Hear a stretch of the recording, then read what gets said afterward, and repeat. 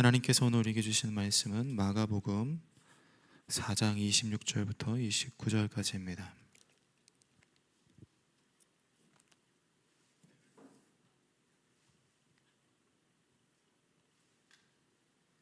마가복음 4장 26절부터 29절까지 말씀 한 절씩 교독하시고 29절 말씀 함께 읽겠습니다. 26절 제가 먼저 읽겠습니다. 또 이르시되 하나님의 나라는 사람이 씨를 땅에 뿌림과 같으니 그가 밤낮 자고 깨고 하는 중에 씨가 나서 자라되 어떻게 그리 되는지를 알지 못하느니라. 땅이 스스로 열매를 맺되 처음에는 싹이요 다음에는 이삭이요 그 다음에는 이삭의 충실한 곡식이라. 열매가 익으면 곧 낫을 대나니 이는 추수 때가 이르렀음이라. 아멘. 예수님은 자주 비유로 말씀하셨습니다. 우리가 잘 알고 있는 탕자의 비유, 포도원 품꾼의 비유, 네 가지 땅의 비유 등 그렇죠. 예수님은 일상의 소재를 가지고 그 하나님의 나라의 메시지를 전해 주셨죠.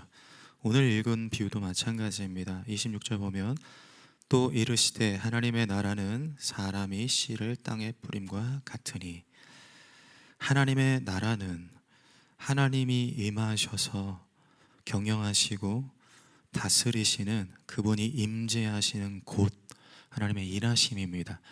그것이 마치 사람이 씨를 땅에 뿌림과 같다라고 하셨죠.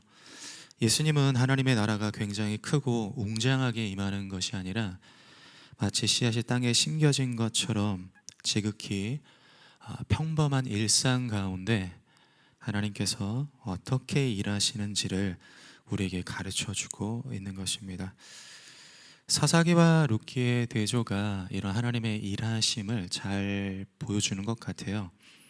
사사기를 보면 하나님께서 그 위기의 순간에 영웅들을 이렇게 등장시키셔서 이스라엘 나라를 적들로부터 구원하여 주시는 그런 큰 거시적인 역사를 담고 있다면, 동시대에 룻기는 몰락한 한 가정이 어떻게 회복되는지를 보여주심으로 말미암아 하나님의 미시적인 이런 섬세한 하나님의 어떤 그런 경영을 그 말씀을 통해서 보여주고 있는 것이죠.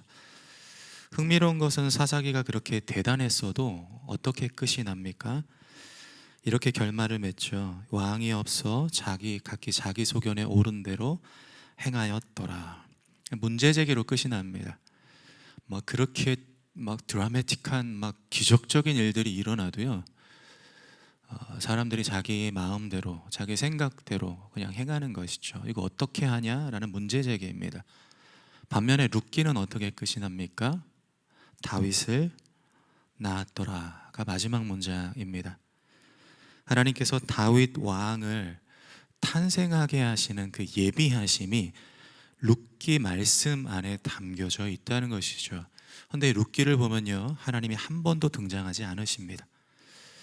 그냥 평범한 일상 가운데 사람들의 만남과 대화, 그들의 어떤 관계, 그런 삶 가운데 하나님께서 보이지 않게 개입하셔서 다윗 왕을 탄생시키셨다라는 것을 룻기를 통해서 우리에게 보여주고 있는 것이죠.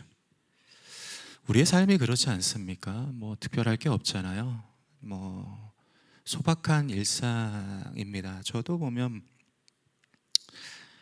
그냥 그래요. 그냥 기도해도 하나님이 들어주시는 것 같지도 않고, 또 어떨 때 보면 엎드려 기도할 때 하나님이 정말 계신가 하는 그런 생각이 드는 것이 어떤 우리의 삶이지 않을까 싶습니다. 그러나 하나님께서 우리에게 말씀 가르쳐 주신 것은 무엇입니까? 우리는 작아요. 그러나 하나님은 크시다는 것입니다. 우리는 연약하죠. 근데 하나님은 위대하고 강하시죠. 우리는 무능합니다. 그러나 하나님은 능력에 한계가 없으시다는 것이죠. 그 하나님께서 소소한 우리의 일상 가운데 찾아오셔서 섬세하게 다루셔서 하나님의 일들을, 또 하나님의 뜻을 성취시켜 나아가신다는 것이죠. 룻기의 말씀처럼 보잘것없는 가정 가운데 하나님께서 간섭하여 주셔서 다윗의 가문을 여신 것처럼 평범한 우리 성도님들의 삶과 일상 가운데 하나님께서 원대한 꿈과 비전이 이루어지기를 예수님의 이름으로 축복합니다. 그 하나님이 임하신다, 하나님의 나라는 이렇게 시작이 되는데, 하나님께서 우리에게 또는 우리를 통해 어떻게 일하실까요? 하나님의 나라라면 하나님의 운영이 있다는 것이죠. 기업을 보면 경영 철학이 다 있습니다. 기업의 가치를 구현하기 위한 운영 방안과 규칙이 다 있죠. 예를 들어 이 자포스라는 의류 신발 유통기업은 직원이 이제 입사한 후에 몇 주 지난 다음에 3,000불을 주면서 뭐 한화로 한 400만 원 퇴사를 권장한다고 합니다. 너 일 그만둬, 이렇게 한다는 거예요. 그래서 왜 그런가 봤더니 기업의 충성도를 이렇게 테스트한다라고 하더라고요. 뭐 이렇게 한다고 회사와 직원의 신뢰 관계가 두터울지는 뭐 잘 모르겠지만 그게 뭐 이 기업의 그 철학이다라고 볼 수 있죠. 아메리칸 어페럴이라는 브랜드는 이미지에 어울리는 외모를 유지해야 한다고 합니다. 그러니까 얼굴이 기준에 안 맞으면은 퇴사, 그러니까 이 일을 계속 못하게 해고할 수 있다라고 해요. 자격지심이겠지만 상당히 기분 나쁘죠. 저 같은 사람은 아마 이력서도 못 낼 것 같은데 또 이런 회사도 있습니다. 또 세계적으로 유명한 기업인 구글은 굉장히 자유롭다고 하죠. 뭐 아무 때나 출퇴근해도 되고 뭐 회사 나와도 되고 집에서 일을 해도 되고 부대 시설 당구장이든 뭐 오락실이든 뭐 이용을 자유롭게 한다던가 또 335 모여서 자기들끼리 이렇게 밴드를 결성해서 야외 공연을 한다든가 뭐 이렇게 한다고 하더라고요. 다만 반드시 성과를 내야 합니다. 그러니까 자율에 대한 그 책임을 강조하는 것이죠. 실적을 우선으로 하는 규칙들이 그 안에 다 있습니다. 기업을 운영하는 방식이 이와 같다면 하나님의 나라도 하나님의 운영 방침이 있다는 거예요. 우리가 이것을 아는 것이 왜 중요하냐면 우리가 그런 기도를 하잖아요. 하나님 내게 임재하여 주시옵소서. 하늘의 뜻이 이 땅 가운데 이루어지길 원합니다라고 주기도문을 우리가 기도를 한단 말입니다. 하나님의 나라가 우리 가운데 임하면 하나님의 뜻이 이루어지는 거예요. 근데 정작 우리는요, 하나님께서 내게 임하시는지, 하나님이 나를 다스리시는지, 나를 이끌어 가시는지를 잘 몰라요. 우리가 어떻게 그걸 분별할 수 있을까요? 하나님께서 하나님의 나라에 임하셨을 때 어떻게 일하시는지를 보면 아는 거예요. 하나님이 나의 삶 가운데 어떤 성경에서 말씀하는 규칙들로 나를 통해 하나님의 역사를 만들어 가시는구나 하면 하나님이 나와 함께 하시는 것이죠. 그래서 오늘 본문을 보면 오늘 본문이 세 가지를 말씀해 주는데 먼저 내용을 좀 살펴보겠습니다. 내용은 간단합니다. 농부가 씨를 뿌리죠. 땅에 씨를 심겨진 씨가 땅에서 이제 자라납니다. 그리고 열매를 맺죠. 27절 28절 보시면 그가 밤낮 자고 깨고 하는 중에 씨가 나서 자라되 어떻게 글이 되는지를 알지 못하느니라. 땅이 스스로 열매를 맺되 처음에는 싹이요 다음에는 이삭이요 그 다음에는 이삭의 충실한 곡식이라. 심겨져서 자라는 것입니다. 그리고 29절 보면은 추수를 하죠. 열매가 익으면 곧 낫을 대나니 이는 추수 때가 이르렀습니다. 아주 평범합니다. 그냥 씨가 심겨져서 뿌렸더니 농부가 뿌렸더니 그냥 자랐다. 이렇게 이야기를 하죠. 근데 이 말씀 예수님께서 하신 비유의 전체적인 내용의 핵심이 제가 개인적으로 생각하기엔 28절에 나와 있는 스스로라는 단어입니다. 스스로라는 이 말은 헬라어로 오토마토스 헷갈리네요. 오토마토스라 그러는데 이게 우리가 흔히 쓰는 오토매틱의 어원입니다. 그러니까 자동적으로 지가 알아서 그러니까 이런 의미인 거예요. 그러니까 예수님께서 이 비유를 전제를 하시면서 뭘 이야기하시냐면 농부가 아니라 씨가 저절로 자란다는 거예요. 결실까지. 그런데 본문에 보면은 마치 농부가 의무와 책임을 다하지 않는 것처럼 보이는데 그건 또 아닙니다. 밤낮 자고 깨는 중이라고 되어 있는데 농부가 자기 루틴대로 일을 하는 거예요. 다만 뭘 말씀하고 있냐면은 농부의 노력이 씨앗의 성장과 무관하다는 것입니다. 즉 요점은 사람이 하는 게 아니라 하나님이 하신다는 거예요.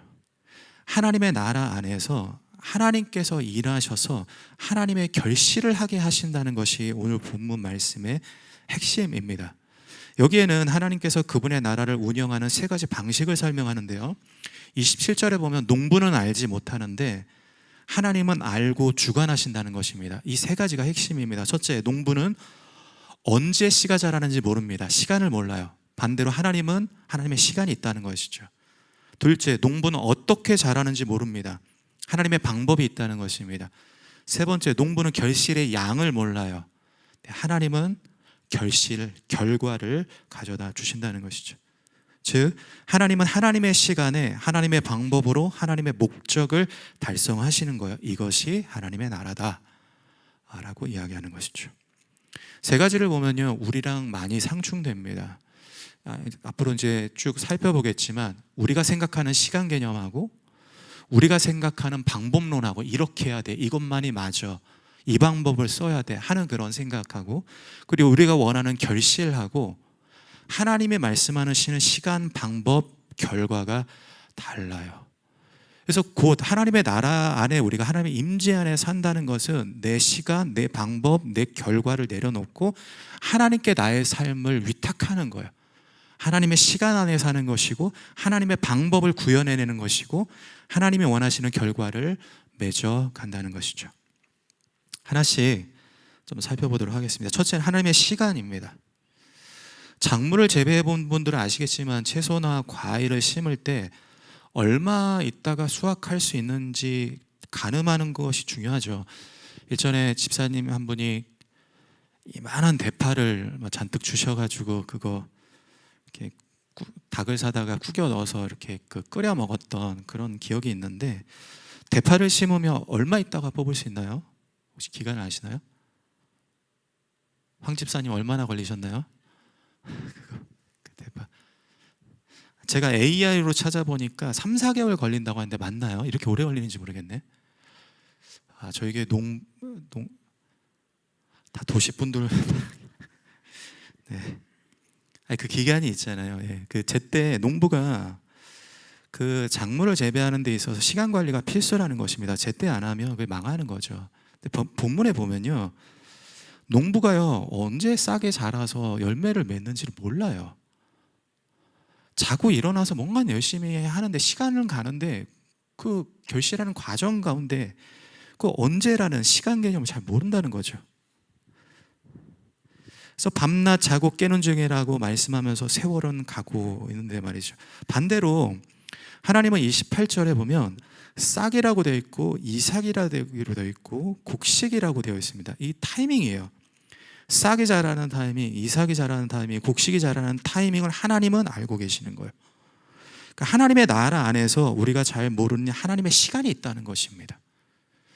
이를 이해하기 위해서는 우리가 그 신약 성경에 나와 있는 시간에 대한 단어를 좀 생각해 볼 필요가 있는데요, 신약 성경에 보면 그 시간에 관련된 단어가 두 가지가 있습니다. 하나는 크로노스입니다.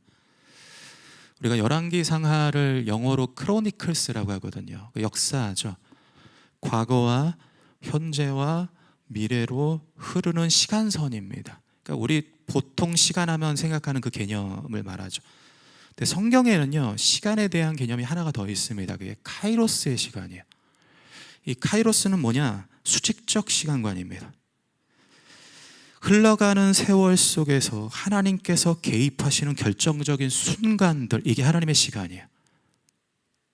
좀 쉽게 설명을 드려보겠습니다.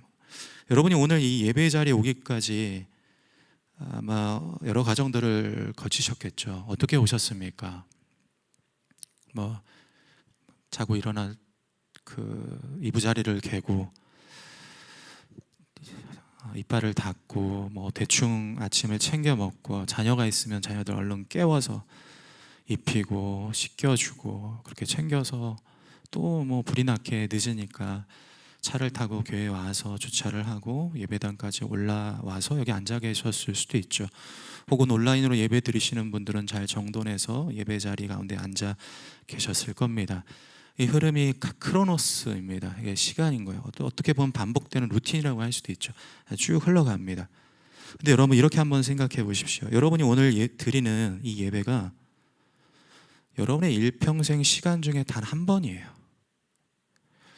과거에도 없고요, 앞으로도 없을 거예요. 오늘 예배하면서 하나님께 찬양 드리는 이 내 안의 기쁨, 성령께서 만져주시는 감격, 하나님께서 들려주시는 말씀의 은혜는요, 이 순간이 처음이자 마지막입니다. 이 찰나의 순간은요, 다시 오지 않아요. 그러면 이 수직적 시간 지점, 이 순간이 얼마나 의미가 있는 것입니까? 이 카이로스의 시간이. 여러분 흘러오는 시간들의 한번 여정을 되짚어 보십시오.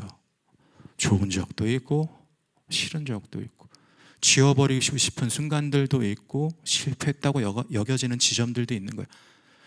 하나님의 시간 관점에서 보면요, 모든 순간들이 다 가치 있고 의미가 있는 거예요.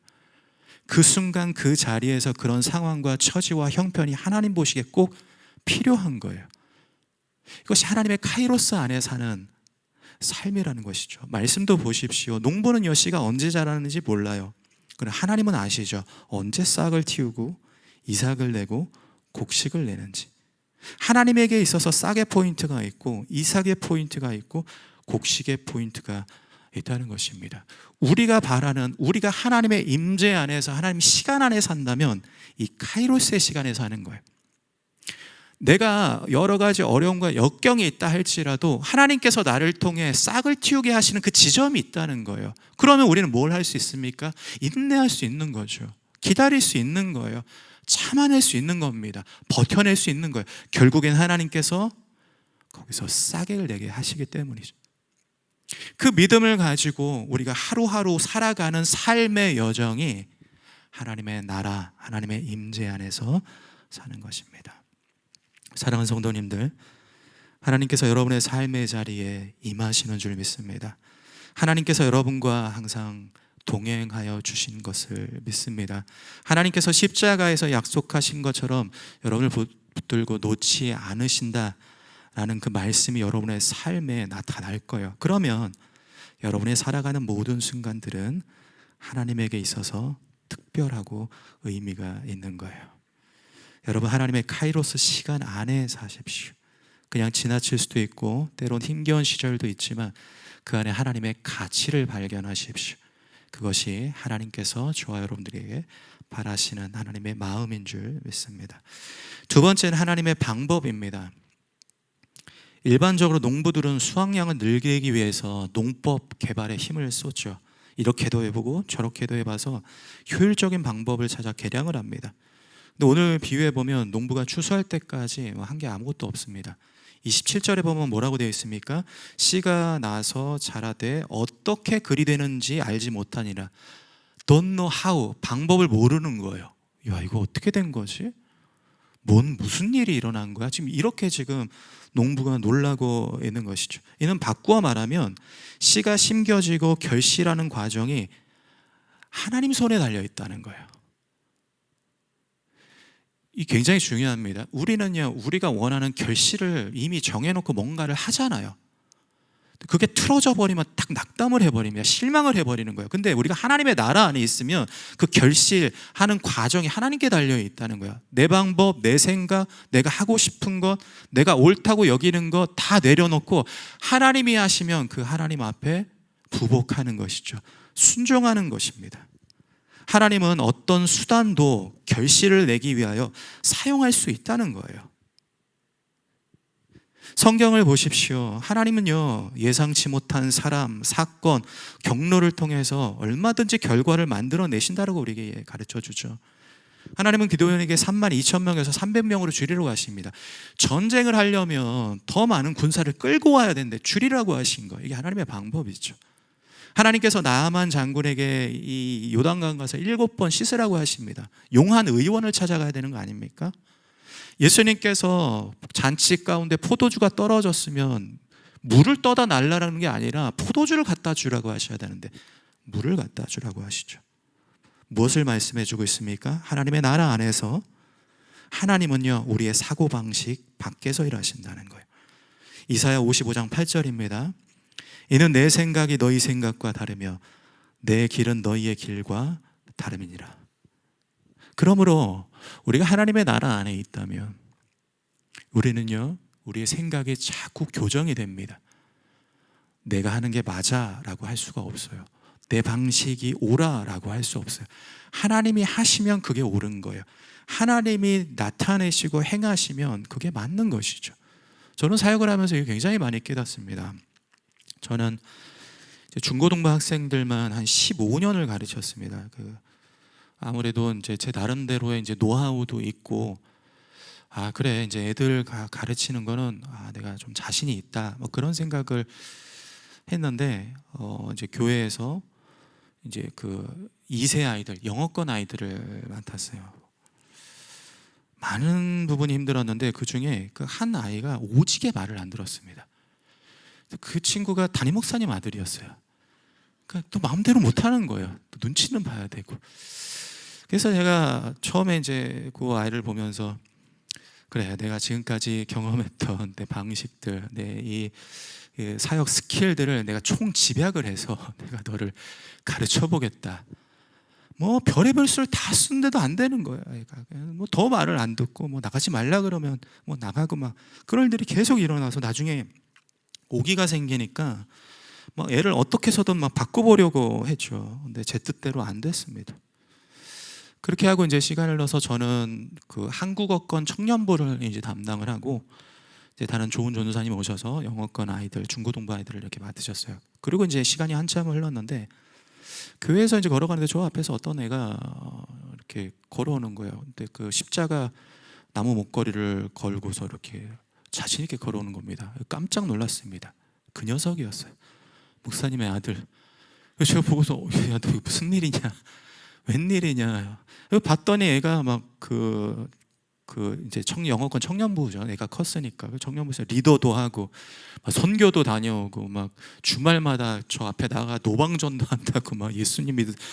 애가 너무 많이 바뀐 거예요. 제가 그걸 보면서 오늘 보면 마가복음 4장 27절이 생각이 나는 거예요. 밤낮 자고 깨고 하는 중에 씨가 나서 자라되 어떻게 그리 되는지를 알지 못하느니라.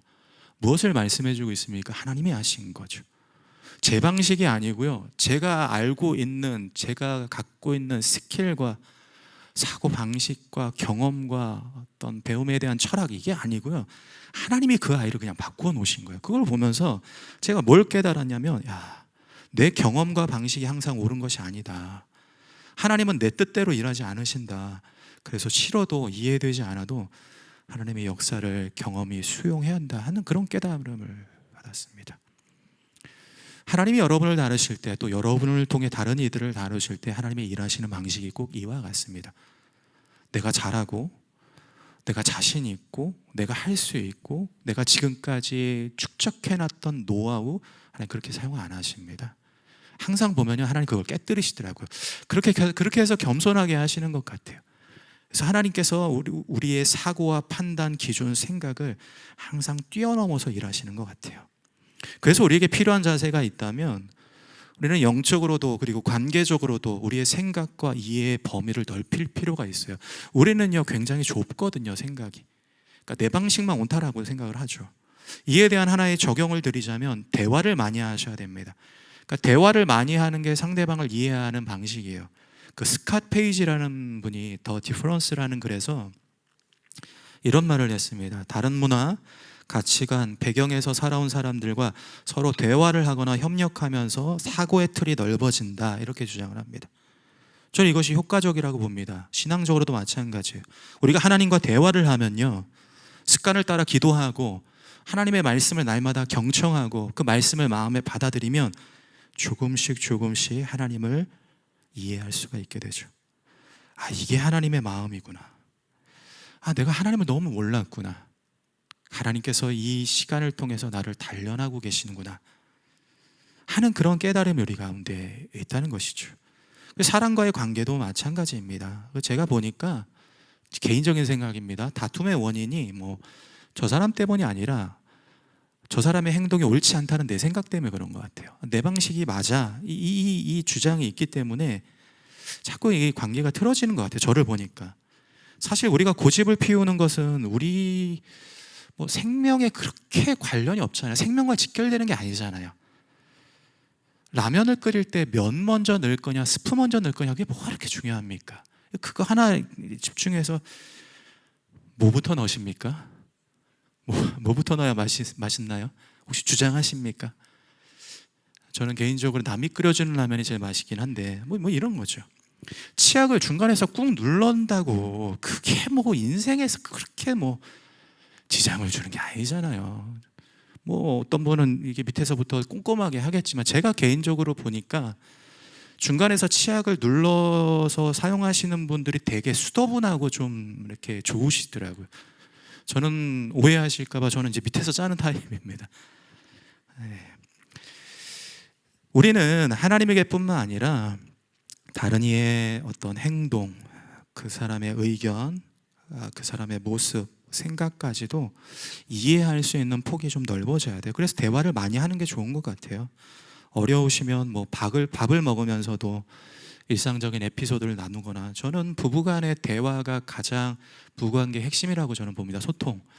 그래서 뭐 식사를 할 때 5분이나 10분이나 서로의 에피소드를 물어보고, 그렇게 해서 서로 이야기하면서 생각의 다름을 이해하고 받아들이는 것이 저는 좋다고 생각합니다.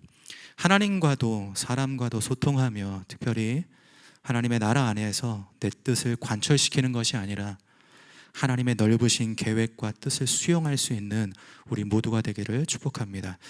마지막으로는 하나님의 결과입니다. 우리는 어떤 시간을 들여서 어떤 방법을 취해 노력을 함으로 가장 중요한 결과를 얻어내야 돼요. 열심히 수능 공부를 했는데 대학에 잘 안 되면은 그건 우리 인생에서 가장 낙담할 시기이지 않겠습니까? 오늘 말씀에 보면은 하나님께서 하나님의 시간에 그리고 하나님의 방법으로 결실하게 하신다는 거예요. 물론 이것은 우리가 무엇을 하든지 하나님의 뜻 안에서 수고한 모든 것들을 하나님께서 수확하게 하신다라는 의미도 있지만, 본질적으로는요, 오늘 본문 말씀은 첫 번째 유대인에게 주는 말씀이에요. 이것을 우리가 이해하는 것이 이 말씀을 해석하는 데 굉장히 중요합니다. 본문 말씀이 처음 들려질 때 상황을 한번 그려보겠습니다. 유대인들이 예수님의 이 비유를 들었을 때 아마 놀랐을 것입니다. 왜냐하면 본문 말씀의 추수의 결실, 그 양이 안 나와 있어요. 그러니까 유대인들한테 얼만큼 노력해서 열매를 얼마나 거두어 드리냐가 하나님의 일하심의 척도거든요. 그러니까 풍년이면 하나님이 일하신 거고요, 흉년이면 하나님이 저주하신 거예요. 이렇게 지금 받아들인단 말이에요. 그런 이스라엘 백성들, 그 유대인 사고방식 가운데 오늘 말씀에 보면은 아무것도 가르쳐 주지 않아요. 이전에 예수님께서 마가복음 4장에 보면은 4가지 땅의 비유에서 결실을 하지 않습니까? 30배, 60배, 100배. 헌데 오늘은 본문 말씀에서 예수님은 왜 일러주지 않으실까요? 오늘 비유의 핵심은 스스로라고 했습니다. 그러니까 사람이 하나님의 일하심을 이해하기 어렵다는 거예요. 결과조차 말이죠.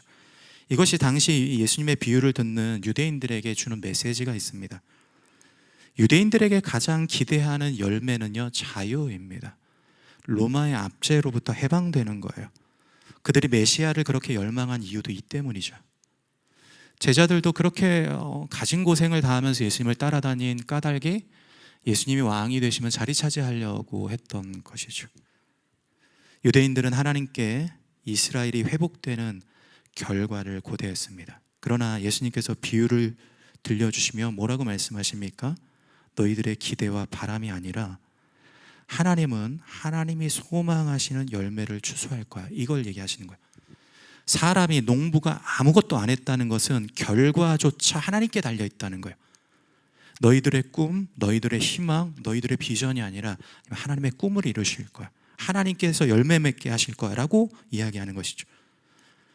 그럼 하나님께서 맺으시기 원하는 결실, 그분이 자라게 하셔서 완성하게 하시는 결과가 무엇입니까? 마가복음 1장 15절, 때가 찼고, 이 카이로스입니다. 때가 찼고 하나님의 나라가 가까웠으니, 하나님의 시간이죠. 하나님의 시간에 그 아들을 이 땅에 보내셔서 세상 사람들을 알지 못하는 십자가의 죽음이라는 방법으로, 하나님의 방법으로 우리 모두를 구원하여 하나님은 하나님의 나라가 이루어지게 하신 거예요. 이게 본문의 결실입니다. 아무도 할 수 없는, 인간은 그 누구도 이루어낼 수 없는, 하나님만 하실 수 있는 그리스도를 통한 하나님의 나라의 완성이에요.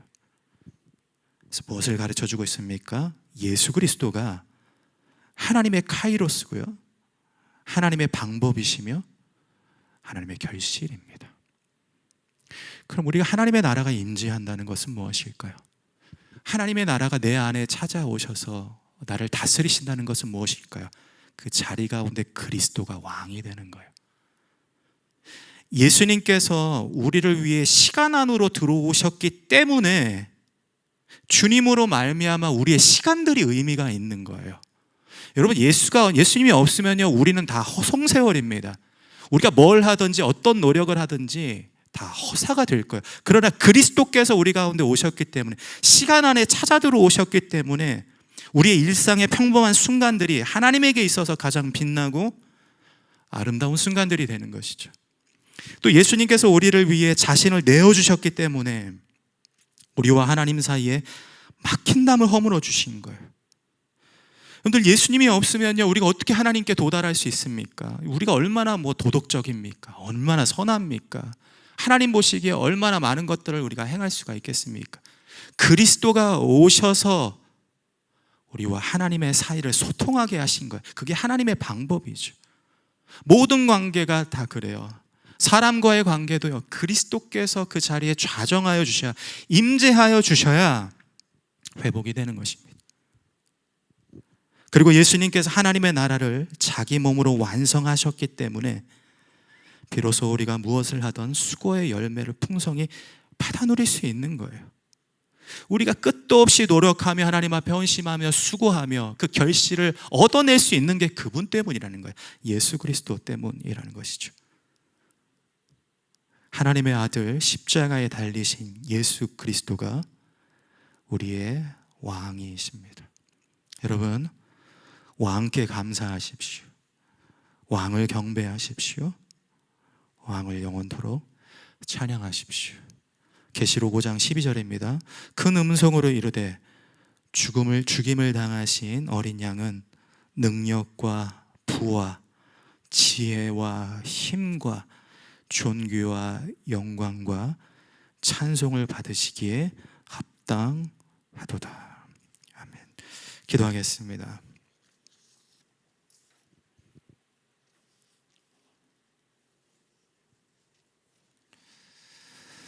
하나님, 오늘 주신 말씀을 우리 마음에 받아들입니다. 하나님의 나라가 내 안에 임하기를, 하나님께서 내 가운데 찾아오셔서 하나님께서 역사하시기를 우리는 기대하고 바랍니다. 그것은 곧 하나님의 시간 안에 거하는 것, 단지 시간이 흘러가는 것이 아니라 하나님께서 내 인생에 개입하여 주셔서 잘하거나 못하거나 성공하거나 실패하거나 기쁘거나 슬프거나 모든 순간이 하나님께 의미가 있다는 것을 깨닫게 하여 주시옵소서. 하나님, 내 방식이 아니라 하나님의 방식으로 하나님의 뜻을 이루어가게 하여 주시옵소서. 내 생각이 옳다는 것을 내려놓고 겸허하게 하나님께서 행하신 일들을 기대하며 순종할 수 있는 우리 모두가 되게 하여 주시옵소서. 그래서 하나님, 우리의 뜻이, 하나님의 뜻이 우리의 삶 가운데 이루어지게 하여 주시고 우리의 모든 수고와 결실의 노력이 풍성하게 열매 맺게 하시는, 그리스도를 통하여, 십자가를 통하여 모든 것을 완성해내신 주님으로 인하여 우리의 삶이 하나님의 은혜와 축복으로 가득 넘치는 하나님의 기적이, 역사가 나타나게 하여 주시옵소서.